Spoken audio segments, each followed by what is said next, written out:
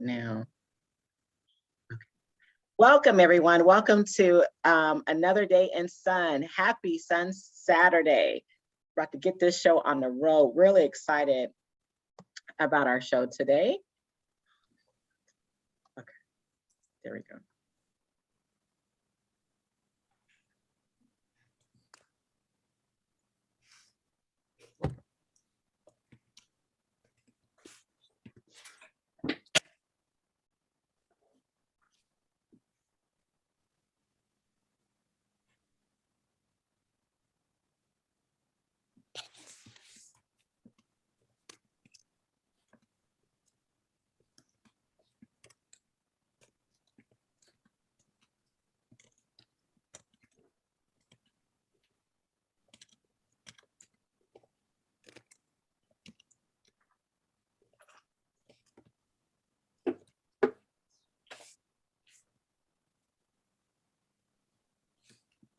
All right. Thank you all for joining us.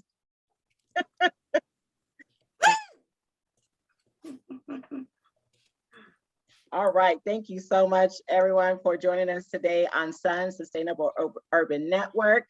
Happy Sun Saturday. You could be anywhere. We appreciate you tuning in. We have a fantastic panel of guests today. We're going to be talking about reproductive justice. That's right. We're going to be talking about reproductive justice and supporting women's rights today in 2022. That is a hot topic, believe it or not.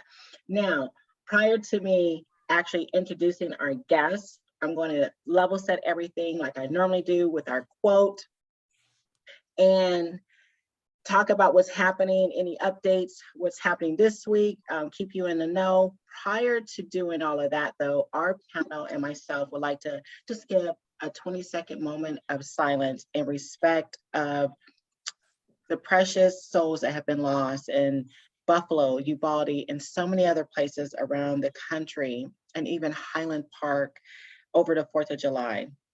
A moment of silence, please.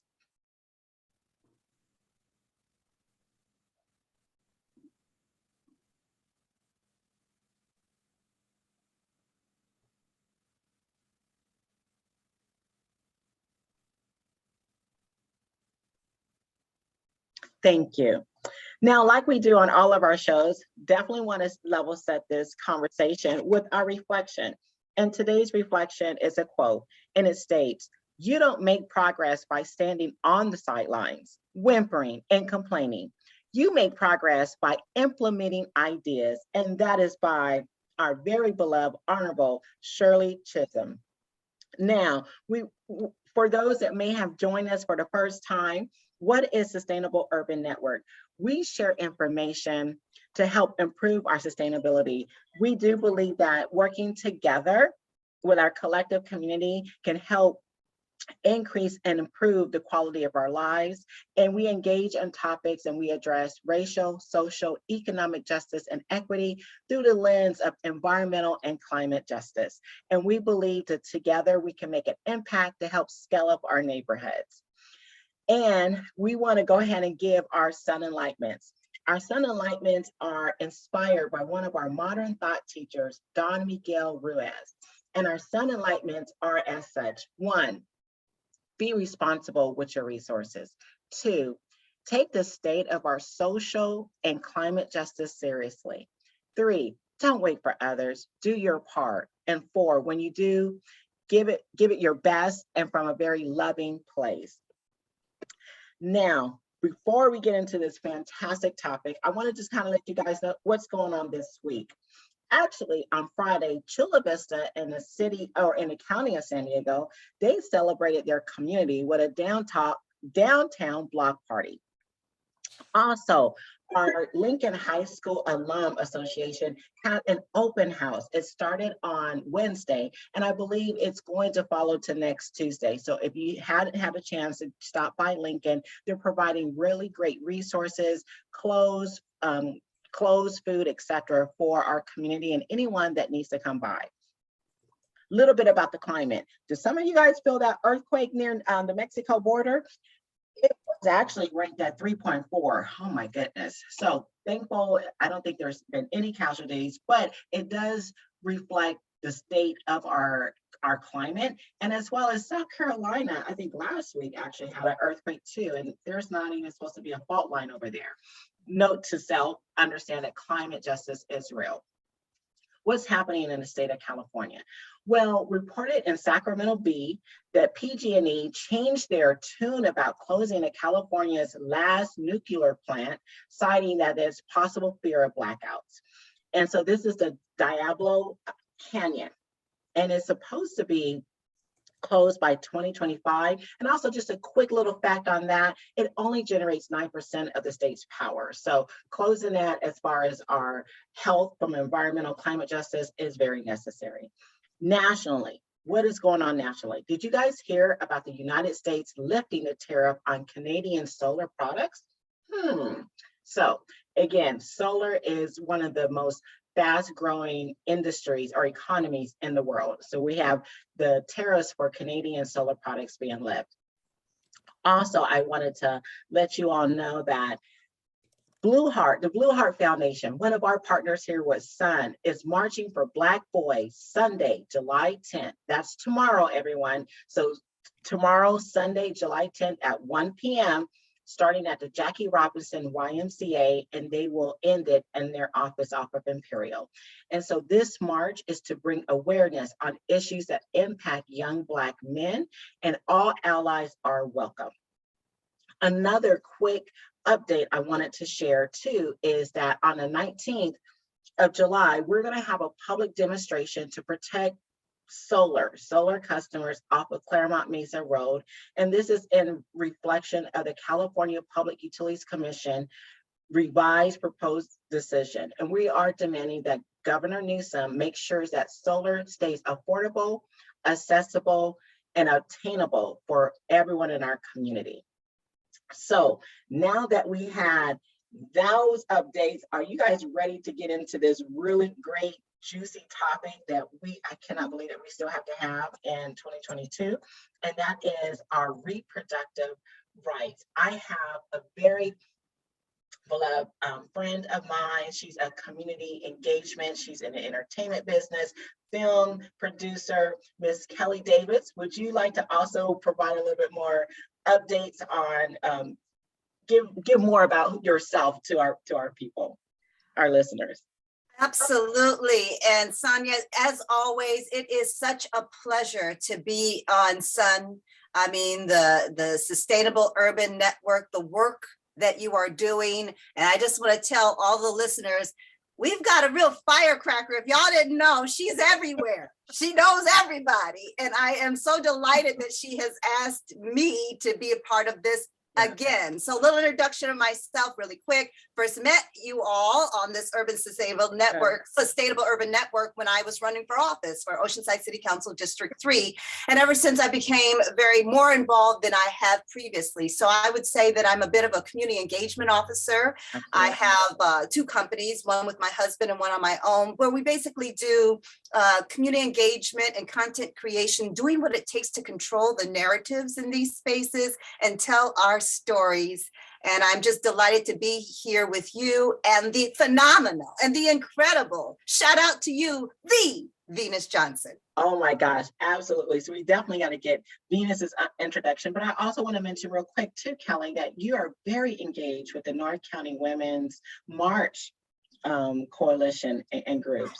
Yes, the North County San Diego Women's March, which is becoming more of a storytelling platform. And thank you for that, because we're actually having an event this upcoming, not this Sunday, but the following Sunday, July 17th, 10 a.m.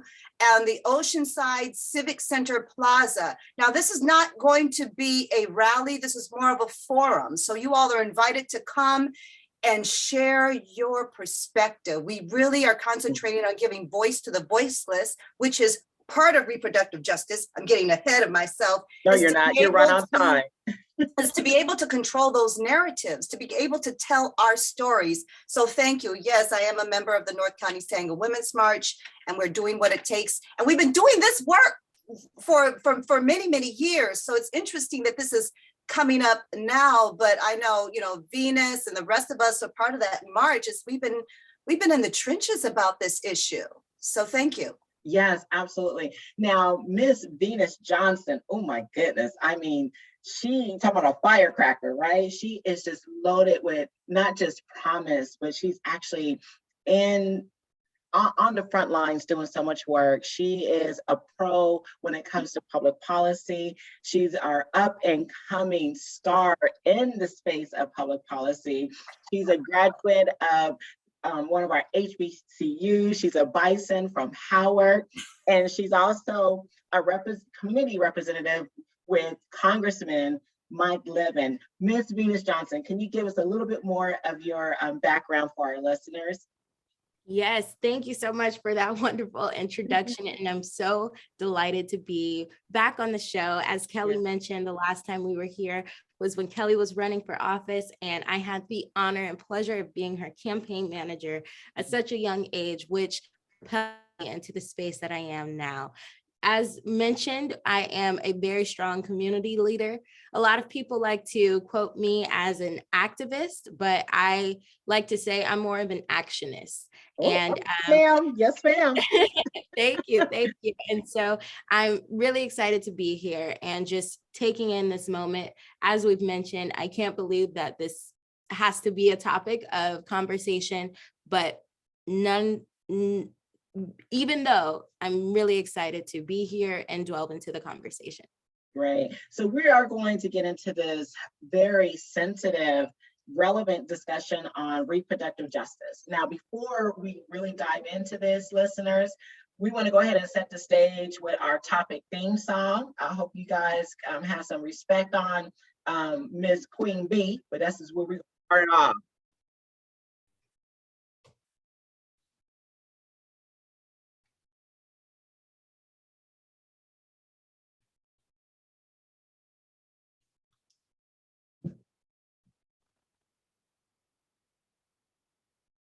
All right. So, all right. So we got who run the world. I mean, all human life has to come through women. All human life has to come through women. So it's really important that women, as Kelly was saying earlier, have a voice and is able to share their narrative.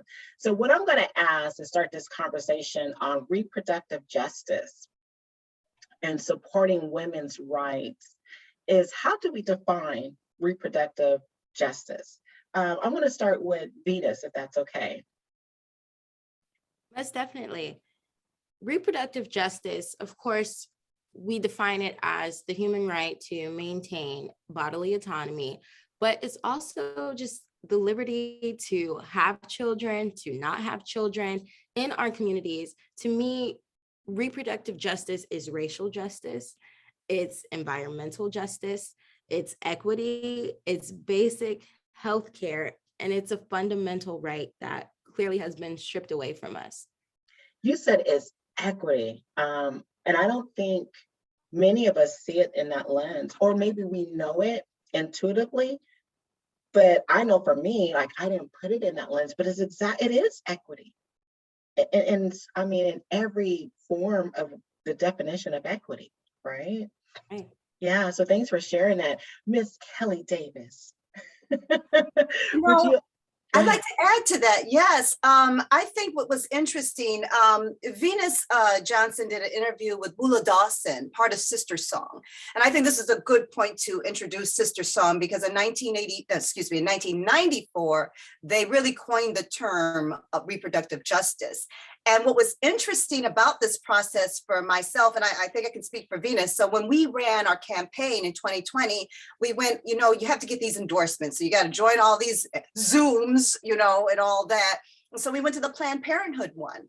And the Planned Parenthood one talked about Sister Song in 1994. This group started, and I became very interested because the reason why Sister Song started, and they coined the term at that, and still to this day, I think the women in the movement with this pro-choice, pro-life, all that stuff that was going on, they were very single-minded, and it was just abortion. We want rights to have abortion. But what Sister Song expressed, and especially in this interview, and if you haven't seen it yet, you can log on to the North County San Diego Women's March Facebook page or YouTube to see the full interview. But in essence, they were saying, well, gosh, we're talking about climate and environmental justice. Well, that is part of reproductive justice, and it's a journey. It's also about the cyclical condition of poverty. It's about the sterilization of Black women. It's about community policing. It's about honoring the rights of both mother and baby. And it gets back to that, the S.U.N network, the urban sustain, the network, because what about the toxic chemicals that often are really next to these at-risk communities? And I think I just want to make sure that we understood exactly what Venus said. It's not just about abortion rights. It's about a social justice centering. And that's why reproductive justice first really was coined, because they were sitting in those meetings and it's like, yeah, we want to be able to decide whether we have a kid or not, but y'all are not talking about the toxic chemicals that are harming the mothers. You're not talking about the equal access to healthcare once the child has been birthed. And so that's why that movement started. Come on, Kelly. I mean, and so that kind of I want to go ahead and dovetail into my other question statement, but I'll frame it into a question, just being transparent, listeners, is pro-birth is not the same thing as pro-life, right? So you can say, I want every child to be born, but that doesn't mean that you are in support of that person's life throughout the life cycle of that person's life, right? And so I saw recently our Governor Newsom, and he made a quote very similar. He said, let's not, be fooled here. Pro-birth is not the same thing as pro-life. And I'm like, I've been having this in my head for a while. I'm like, he just spoke something that's in my head. Can you guys kind of share your thoughts on the difference between pro-birth versus pro-life? That's definitely, I can start by saying what I've realized in these spaces is that pro-birth seems to be used as just solely propaganda and is good for talking points from our counterparts. And it's rather an ambiguous way of just staying stagnant and silent on the issue at hand. I read somewhere that pro-birth is not justice for the unborn, but enslavement for the living. And that really put it in perspective for me on the difference. And so if it's not their choice to have the child, but you're forcing them to, then how are you genuinely for that fetus or that child's life? Pro-life individuals are only concerned about the life of a fertilized egg, the embryo or the fetus. They don't care about when that child is born. They don't care about the welfare or the well-being of that child or the mother once that child is born. And then when we think about unintended pregnancies, so to me, it's a very clear difference. And I'd also like to introduce the stat if I could, Sonja. I was looking when I got that and I was like, let me get some facts here. There's an article by Nikisha Williams, and she says the United States has the worst maternal mortality rate among developed nations. 700 women die every year from pregnancy complications.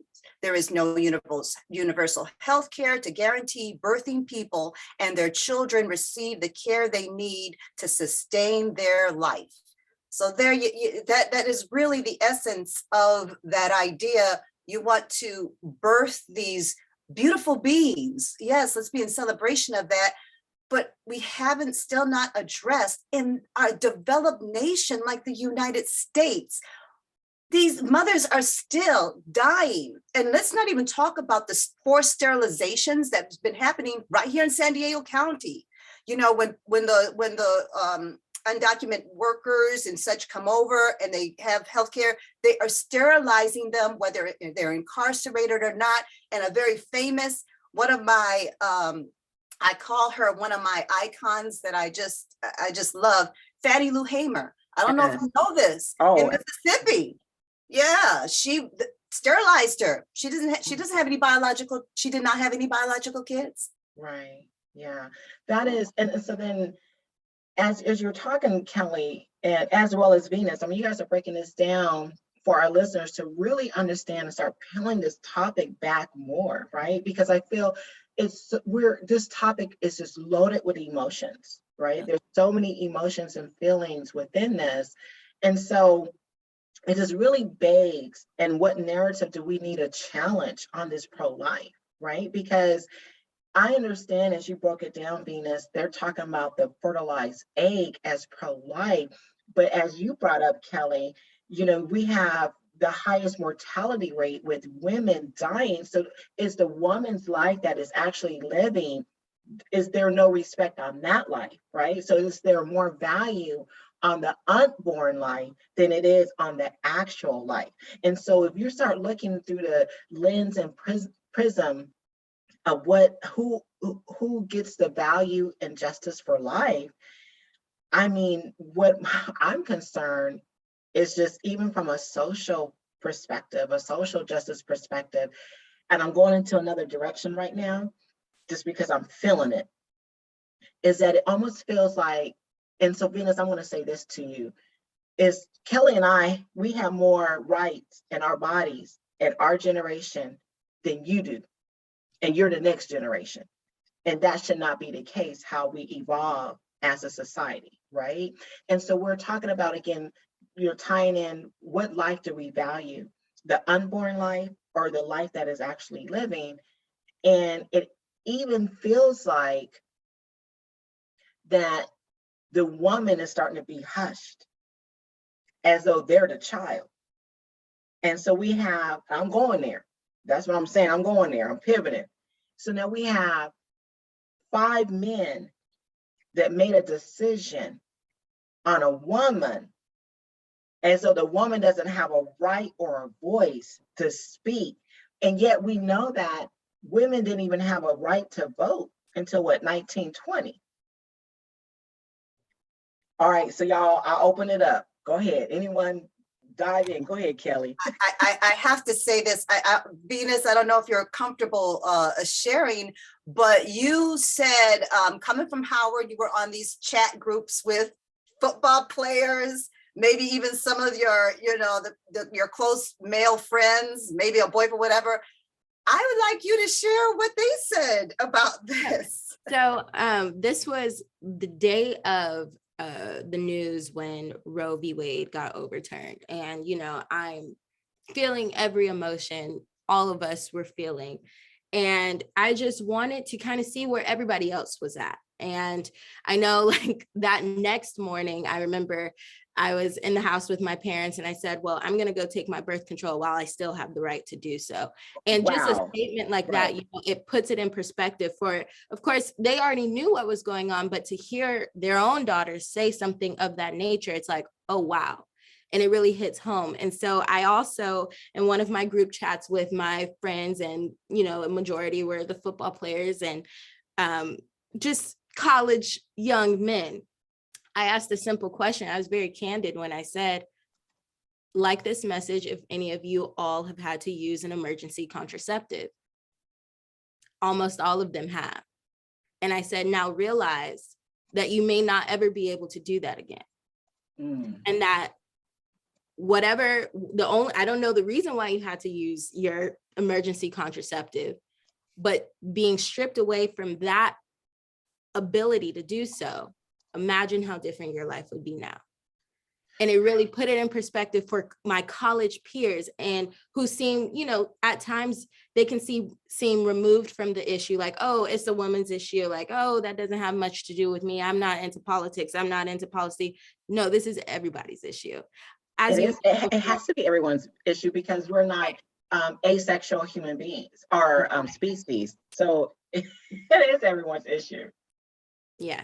Yeah, so I kind of had to put them on blast and just really bring it home for everyone to realize exactly how they play a role in this, and even how their silence on the issue plays a role. And so after I made that realization for them, they all started reposting like, oh my gosh, Roe v. Wade, they felt into the conversation, into the issue at that point.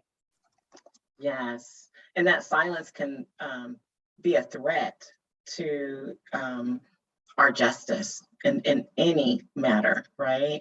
So Kelly, what is your thoughts now? I mean, we're roughly around the same, we're in the same generation, right? So can you share with me how you feel like what I just stated, as far as 5 men voted on something, on a woman's anatomy and a woman's rights, as though, we're being hushed, that a woman is, let's go back to old school, is seen and not heard.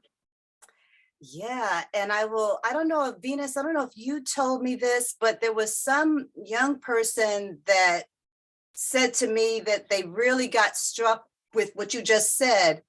These people are not even, let's be real, they're not having any more kids. And again, going back to reproductive justice, and I think it was in Venus's interview with Wula, she was like, let's be clear, white women will still be able to have their abortions. They'll be able to go to California or one of these states, I know there's a Netflix special now called The Janes, and they talked about all this underground stuff and whatnot, but she was saying, be clear that they will still be able to have it. And with the Supreme Court and what you're saying, these, it was struck that, how are they in charge of this? And I'll try to not get into too much politics here. Well, this is very political, but the idea that there's this talking point going around to build the court, to put more justices on the court. And my feeling is you're putting people who are older that still have this mentality. So I asked Venus one of the questions that, am I way off? Are the young people, let's talk about the court. Do they want more? So we get 12 or 20, I don't know, justices? Or are we going to deal with what reproductive justice talks about, is the misogyny also, as well as the unlearning of white supremacy. And right now, white supremacy, if you've read Naeem Akbar's book, The Chains and Images of Psychological Slavery, it's like we are also, as people of color, affected by this white supremacist kind of viewpoint. And it comes back to, and I think one of your questions on the things that we got is, how is it possible that we have this mentality? And I don't understand how we're talking about building the court out to potentially get more of the same. We need new energy. So I personally, and I'll land it here, I'd like to see term limits for these justices. Every 20 years, whoever's in office, they can put them back on, and then they can be there for life. But I think there needs to be, for the younger generation like Venus, and there needs to be an opportunity, because if we keep adding the same mentality, we're still going to get more of the same. Yeah, so it's all about the ingredients, right? All kind of old school slogans came to my mind about that, but whatever you put in, right? I mean, as far as even process, right? I mean, whatever you put in is what you get out. So you can't really change that. Yeah, so I mean, you mentioned the word white with the word S. I personally don't use that phrase. I don't believe in that. I believe it's only one supreme, and that's God. I think when you are, supreme, there is nothing you have to do. You just are. You're sovereign. You're omnipotent. So me personally, I know what you mean. I know how that's been defined. I've heard someone else use a different term with that, and so I'm not going to necessarily introduce that right now because that's not our topic.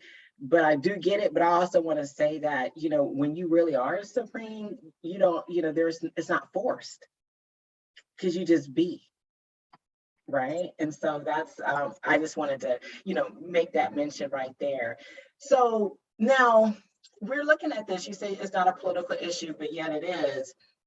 And ironically, I found it really interesting that like in the 60s, the Republicans were pro-choice, and so it seems like every, I don't know, 30 years or 50 years, it seemed like the parties do a flip because the Republicans was supportive of civil rights and they were pro-choice in the 60s. I believe it was 1968 when it was then Governor Ronald Reagan that signed a bill for the state of California approving, right, passing a law for abortions to be legal.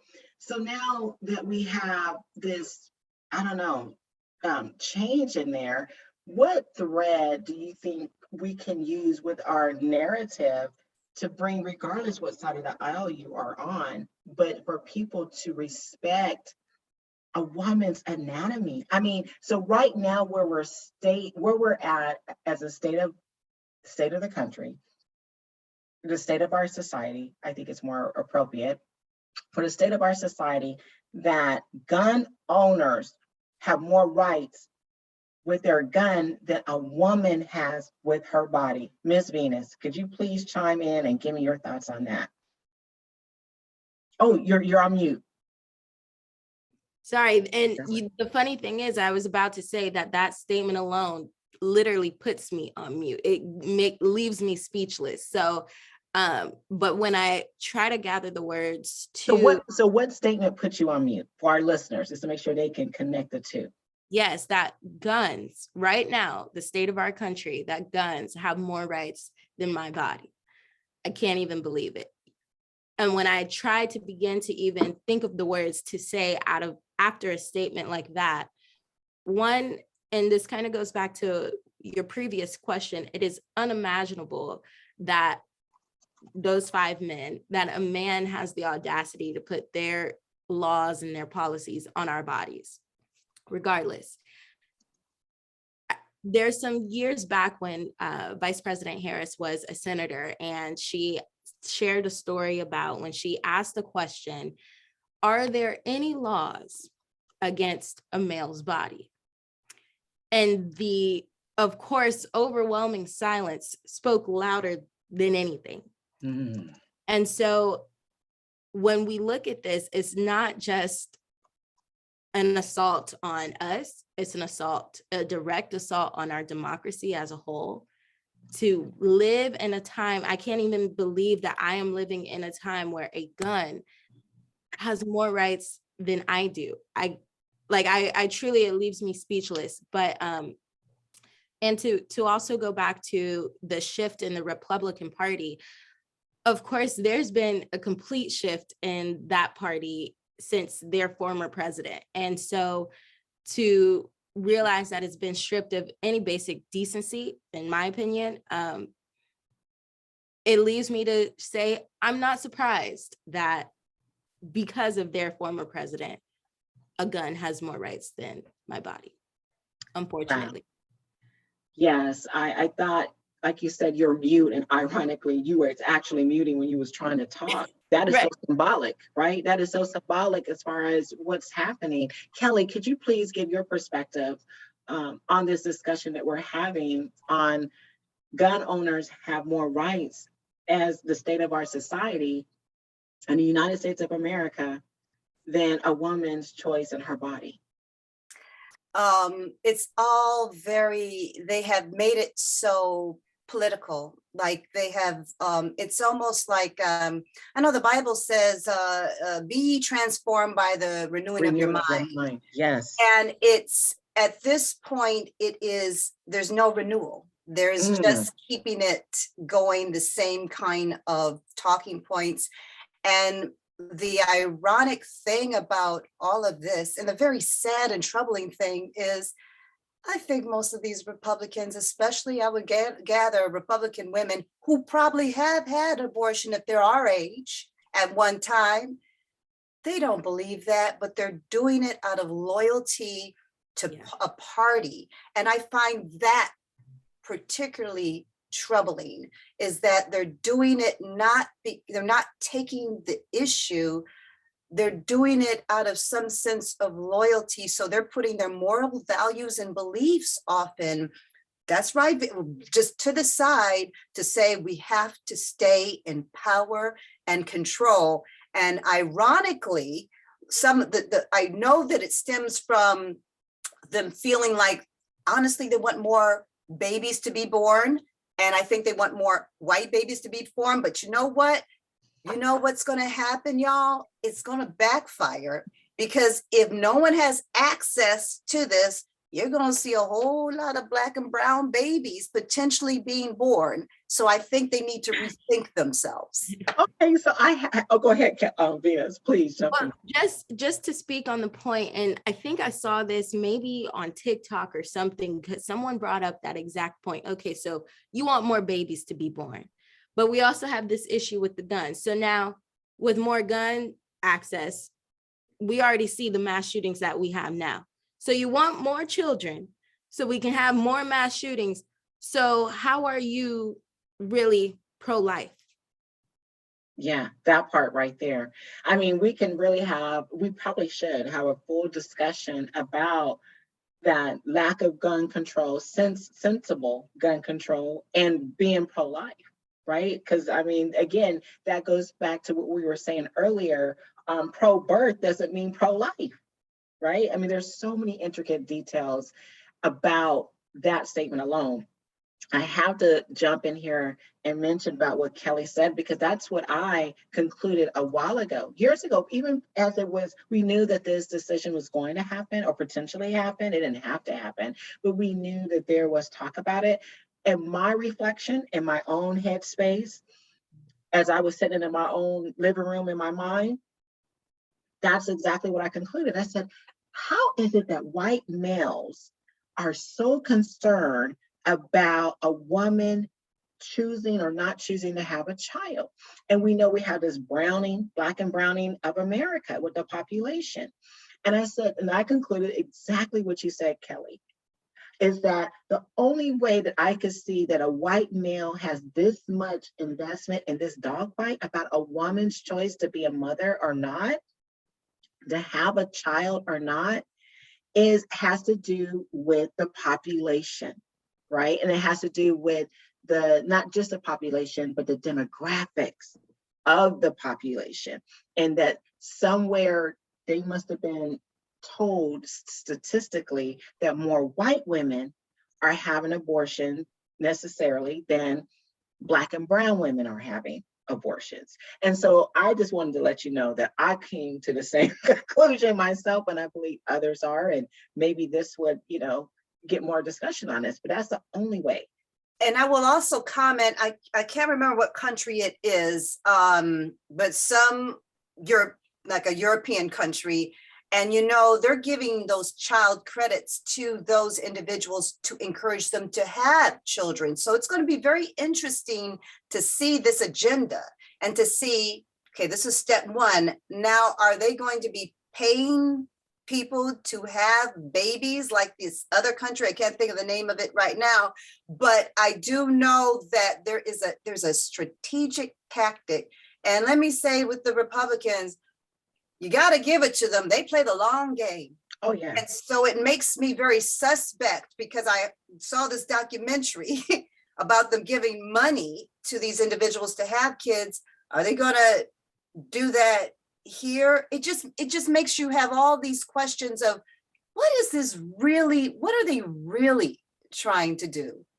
And I appreciate you saying this, a few things. I appreciate, you brought up Republicans. We were talking about that. We talked about, be transformed by the renewal of your mind. And so as far as faith, anyone who really knows me knows that that's who I am, right? And that matters to me. So as a Christian, as a woman, and as a Christian, I personally do believe in life. I do, personally, I do. And I also believe in the Word of God, and I believe that God has given everyone free will. Free will is a choice, right? So God doesn't force anyone to love him, to follow him, to obey him. He gives us free will to make our choices, whether we want to be, have morals and standards or not. So if God gives everyone free will, and I just thought I should share this so people understand, I personally do believe in life, and I also believe in free will, aka choice. And so I believe that there can be, both can exist simultaneously, but I don't believe that you can only be pro-life and not respect a woman's right to choose. And so I wanted to hear if you guys have any thoughts on that, on, that dichotomy. Can a person be pro-life and pro-choice simultaneously? Go ahead. Well, sorry. So really quick, before we get into that part, I do also want to note that with this, and I believe this may have been on some of our talking points, but pro-choice is social justice. Yes. And I don't think that you can be one without the other. And let me be clear, pro-choice without social justice, because they're an intersection, they're combined.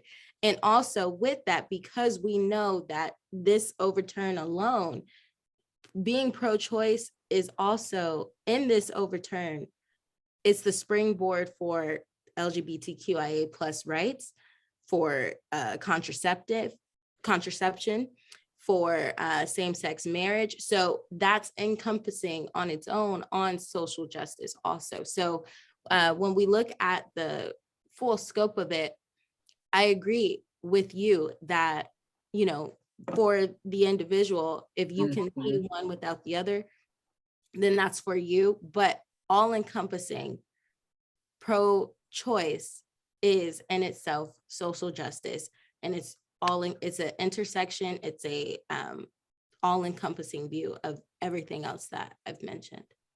Thank you. Kelly, did you want to share something? I would like to add to that. Venus again did this interview through the North County Sangre Women's March with Theodora Palomalu. And she talked about, let me get this. Excellent job, Venus, may I add. Yeah. And she, in her organization, she has a few nonprofits, but one of the nonprofits that speaks to exactly what we're talking about, it's called the neighborhoodresilience.org. And it has to do with trauma-informed community development. And it speaks to exactly what we're talking about. And it's like community support, health and well-being, and leadership development and such. And I think in order for us to address what we're addressing now, is that there has to be, let's also talk about that trauma in the community because of this, and the trauma that's going to come. It was a heartbreaking story because remember, women were having sex before this decision. There are women that are now pregnant or did not know that they were pregnant, and now they found out and they have this thing. How traumatizing a time this is for this decision. Yeah. And so we need these organizations like Theodora Palomalu's and such to, and already doing this, mind you. I think what was it, 2010 she started this, Venus? It's like these organizations are now really necessary to deal with this. And I think to speak to that, and just like you said, before the decision was made, there were individuals who were pregnant, didn't even know. Also, I don't know if you all are aware, there are trigger laws that have been placed in some states. So one second, Venus, because even I had to find out what trigger laws meant. Can you break down what trigger laws mean for our listeners? Yes, so trigger laws were in the anticipation of Roe v. Wade being overturned.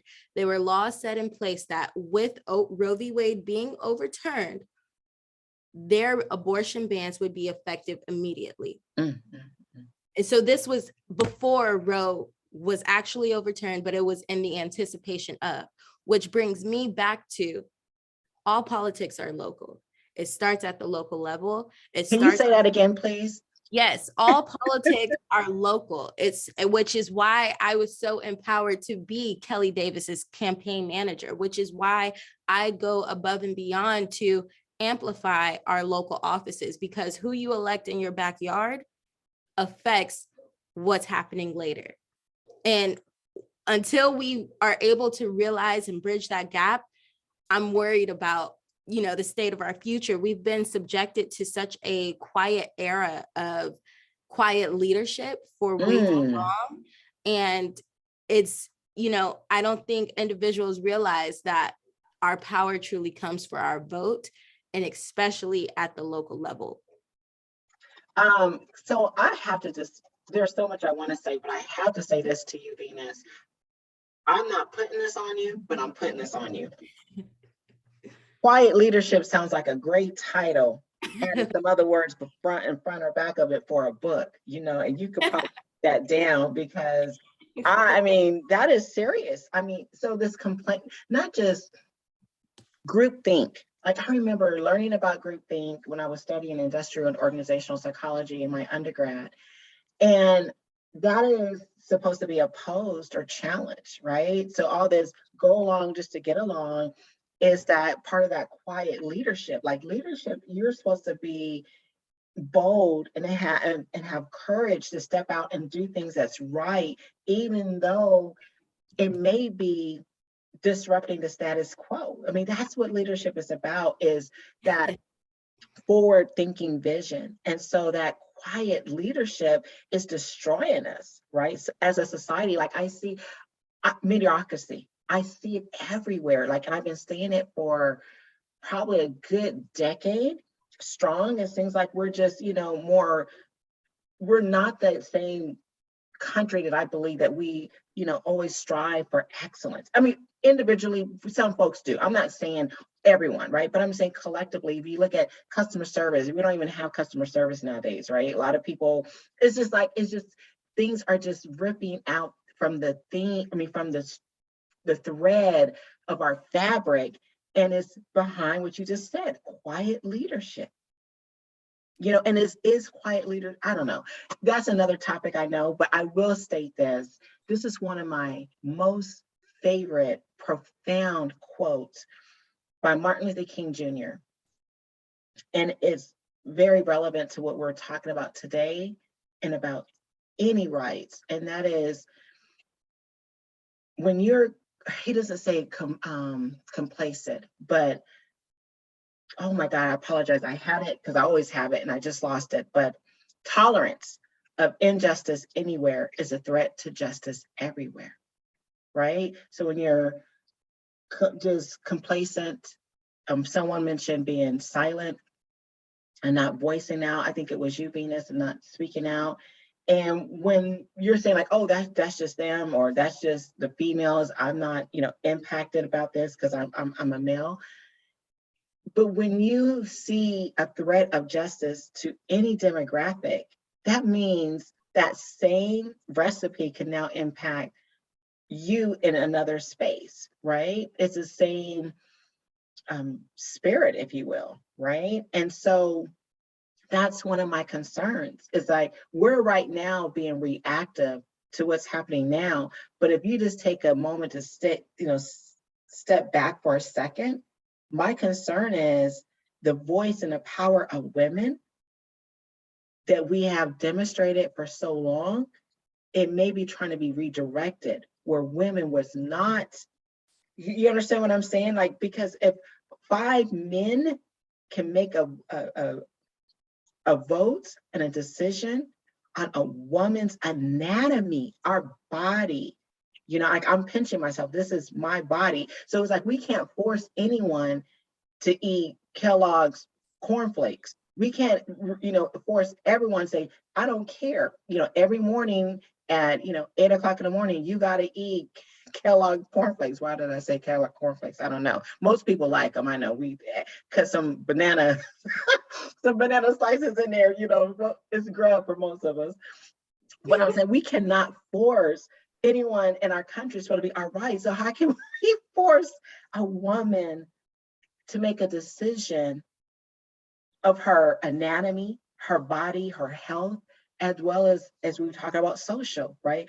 The financial, the economic justice or lack thereof, the equity or the lack thereof. How can we force a woman to make a decision and even giving birth? And we all know all women are not nurturing. right? And we do have, I mean, it's just, I'm going to pause there. Y'all just jump in because I know I just unloaded a lot. I probably should have broke it down more, but I do. Let me just say this. Injustice, the threat of, or the tolerance of injustice anywhere is a threat to justice everywhere. And, thank you for Dr. Reverend Martin Luther King Jr. still, right? And, it's very interesting to bring him up in this space because when we talked about civil rights, again, social justice back in the day, where did Martin Luther King Jr. go? He was going to the bars. He was going to all the places the billiard rooms. He was galvanizing the community where they were. And so now that we have progressed some and that there's more Black and brown people being more that are political, I think we've missed that grassroots idea of, and when you say this quiet leadership, I don't think some of our leaders have the ability to do what Dr. Reverend Martin Luther King Jr. did.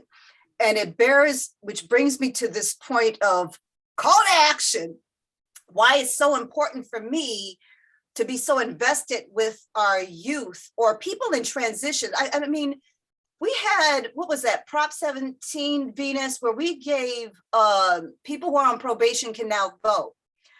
Talk about a resource of galvanizing that community to get behind something like this. And I look at the leadership that's currently wherever you fall, libertarian, Democrat, wherever you fall, I'm very curious as to everything you just said, what Dr. Reverend Martin Luther King Jr. did. He went out to the young people. SNCC, remember all of those things. These were young people that changed and transformed. And I do know they have these little youth programs, a part of these parties, but you have to, like, look at Venus.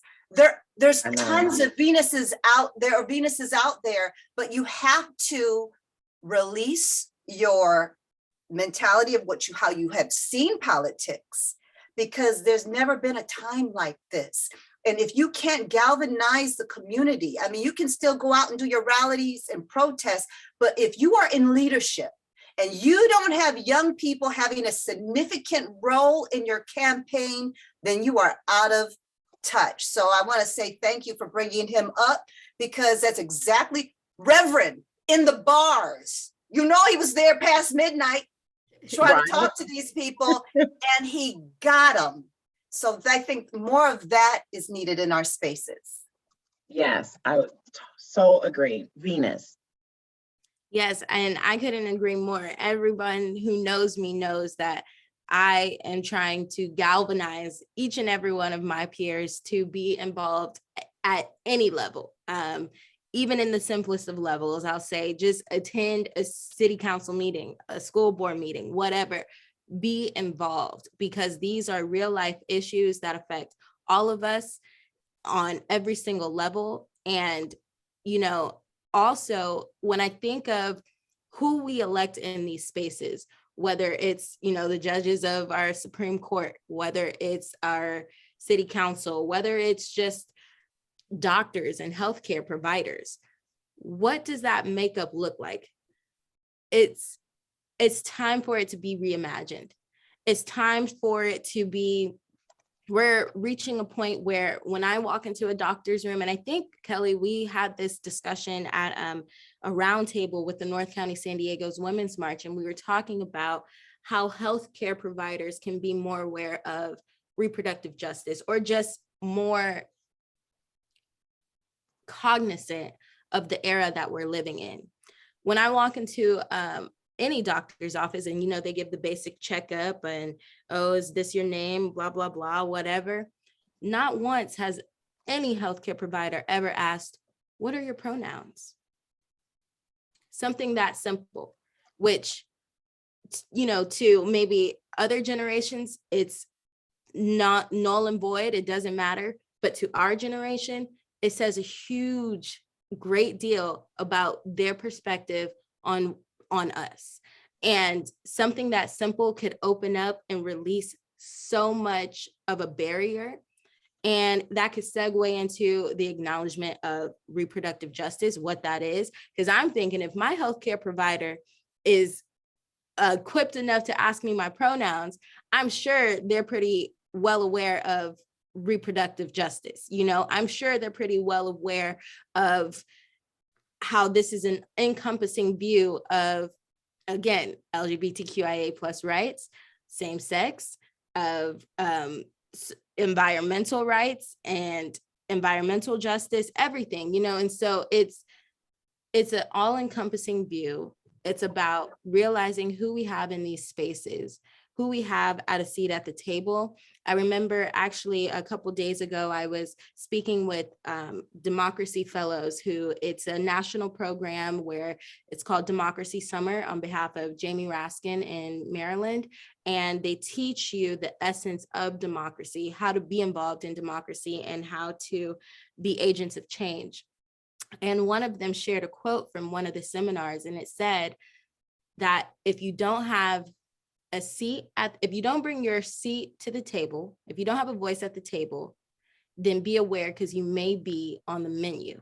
That is, I have to make a correction. So we Okay. quoted the Honorable Shirley Chisholm at the very top of this discussion. Yes. And that is her quote, that if you don't have a seat at the table, then you're on the menu. On the menu, yes. Okay, I misheard it, so I didn't even, yes, so that's exactly it. You know that, and thank you for the correction. And oh, no, it wasn't a correction. I just wanted to say that we just had another quote of hers at the top of this, right, how we open up the show. So I love the fact that you brought her in again. Yes, very timely, and she is everything. So yes. With that, and it's just, it reminds me to empower our youth and to empower my peers that if we're not at the forefront, then we're on the menu, and, you know, everybody is affected. Yes, absolutely. So, Kelly, I know you have been working on this topic for a while, for years, very engaged in it. And so I want to just pivot over to you, you know, and just wanted to hear anything that we haven't discussed yet. There's so much to talk about.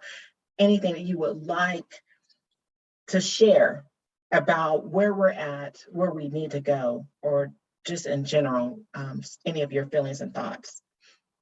Well, I will add that there are, I think that, again, get involved, kind of this call for action, that there's ways to get involved by whether you check out Sister Song and become a member there, whether you come out July 17th to let your voices be heard, whether you go, there's this California Latinos for Reproductive Justice.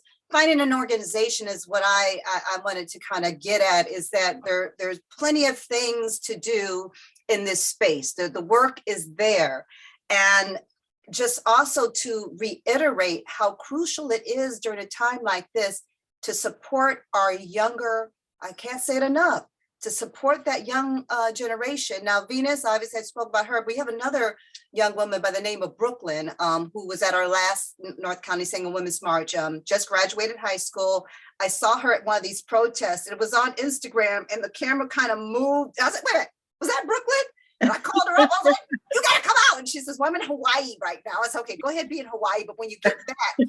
So for me, it's being able to really galvanize and be able to, what is it? You got to first, strategize, to organize, to mobilize, to actualize. Mm-hmm. And so that key piece there of how do you do that first part? How do you strategize? And you get involved at the level, I think, Venus, you just said that, at the level that you are. So, I will kind of finish up with this. One of the things, admittedly, I felt some kind of way when this happened. Obviously, the anger comes up, and then everyone wants to go out and protest. Y'all, we've been doing this work for the North County Single Women's March, and it continues to be the same 5 people putting these events together. And you all want to come out with your signs. Again, this is me being jaded, and Hey, I'll it come happens. around. Be real, But be you come real. out there with your signs, and then you want someone like me or you, Sonja, or Venus to get up there and say, can you feel it today? And rally them up and encourage them. And yeah, we're ready to go. Because that's what we do. We know how to be, you know, all of us here, and regardless, it has a Black, it has nothing to do with that, but I'm saying we have this ability. And since we present as Black women, it's even better because it goes back to that element of, see, we're doing a good job. I went to a rally and I had that Black woman was out there, and I feel so good now because she made me feel, inspired me to go out and whatever. We need it all, but I have to be real. I'm tired of the signs. I'm tired of the protests. You put it on your Instagram. You want to take a picture with Venus, you know, and put that on there too and say you're down with the cause. It's going to take you all to come down and get organized with us.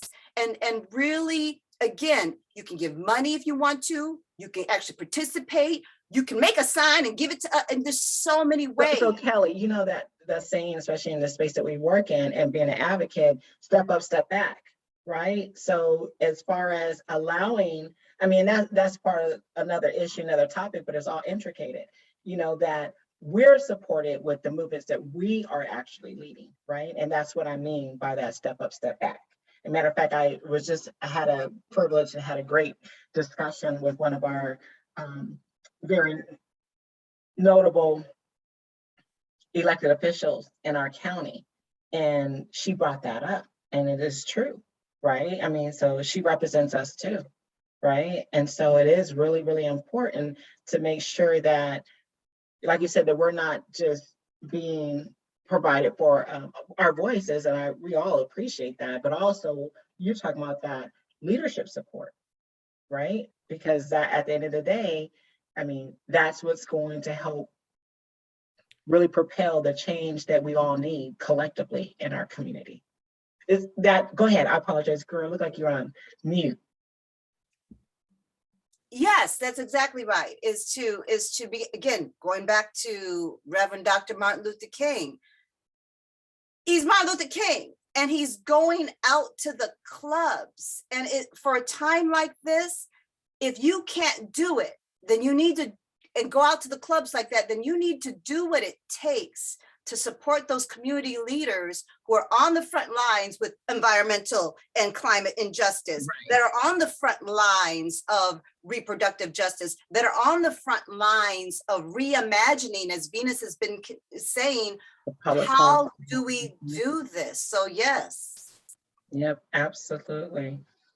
Venus. Yes, if I could just add, I think a major part of the call to action, which we say to be involved, is also to hold your elected officials accountable on both sides of the aisle. Venus, is it me?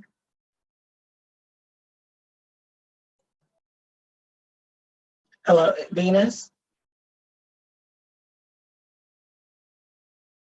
Hello, Venus? And you're muted. Okay, go ahead, Venus. Yes, so just back to, as we're saying, with the call to action, a major part of that is still also to hold our elected officials accountable on both sides of the aisle. It's not a time where they can stand by and stay silent on the issue. We need to force these officials to voice, are they pro-choice? Are they pro-life? Where do they stand on the overturn? And make sure that they are simply accountable. And I think once we also engage that important piece of it, it allows us to be active in our communities and voices in our communities in an even greater way, especially knowing, okay, if my elected official over here, he's not doing the work, he's staying silent on the issue, or this is his stance, now the matters are into our hands. Now we know we need to make sure you're out of office. We need to do the work to make sure that we don't reelect you. You know, we need to do that work so that we can move forward. Thank you for saying that. And a couple of things. Totally different topic, but girl, I've been distracted. I love that forest green shirt. Just thought you know that. And yours too, Kelly, I'm loving that y'all giving me some life with that. So I just thought I'll share that real quick. And also I want to define one of your demographics, Venus, if I may. I believe that you are part of Gen Z. Is that your generation?